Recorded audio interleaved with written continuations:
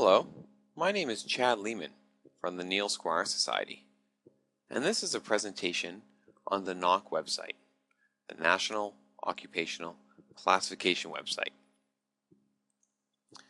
This demonstration is intended to help you navigate the NOC website to help you complete your career research.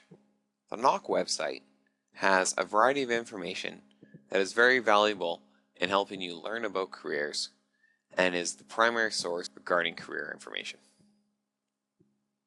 You can enter the site taking either English or French as your way to navigate. Now primarily, people use two different ways to search for a career that they're interested in. First, I would like to show you the quick search. This is located on the top left side. So the box says you can enter a 4-digit NOC code, which we'll talk about shortly, or your job title. So let's say I was interested in a career as a social worker.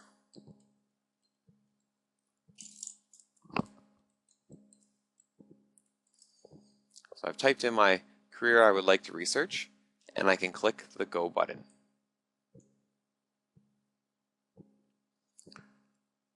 Now NOC will do a search and find different occupations that meet my search. So we have 4152 for social workers, and if I scroll down, there's another category, 4212 for community and social service workers.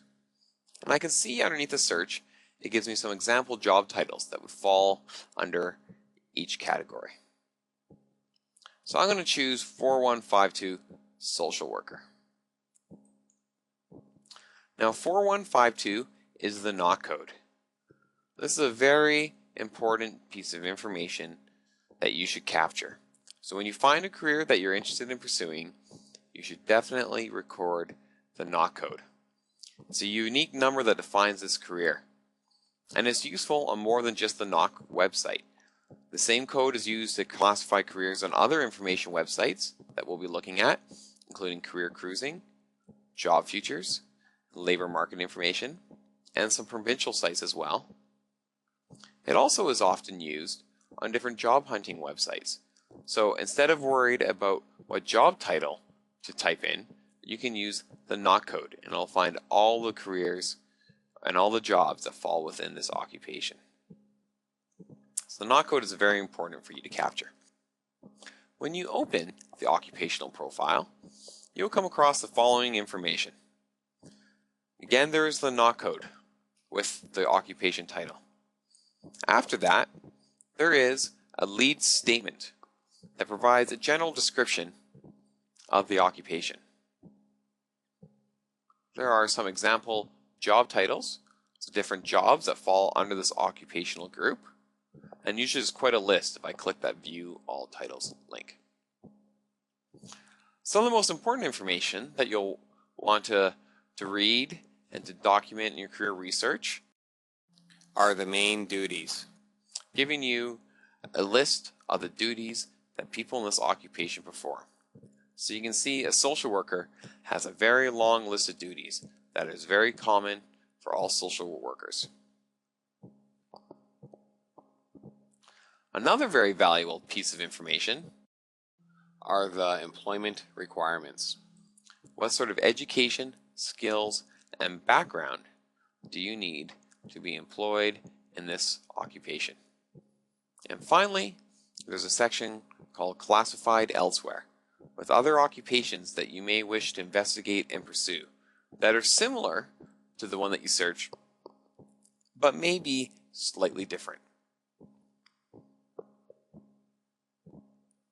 I'm just going to go back a couple pages here. The other way that many people search the NOC is through the occupational structure.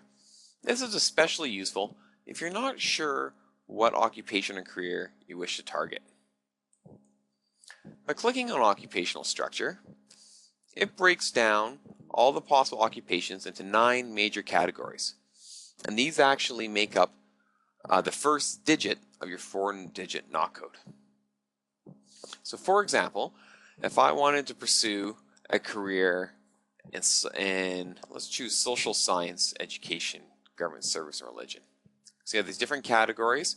That's category number 4, occupations and social science, education, government service, and religion. So by clicking on that, you can review all the different jobs and careers that fall into this major occupational group.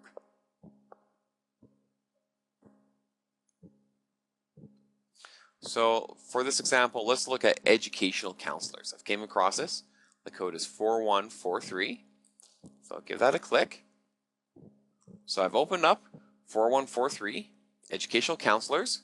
I have a general description of the job, some example titles, the main duties that an educational counselor will perform, and some employment requirements that I need to consider before coming in.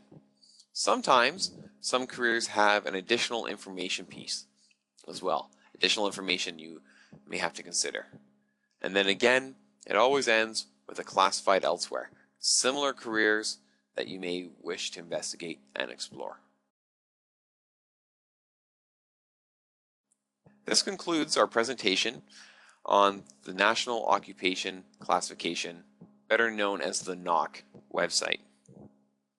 If you have any questions on this presentation or need assistance in completing your career research, please do not hesitate to contact your assigned facilitator.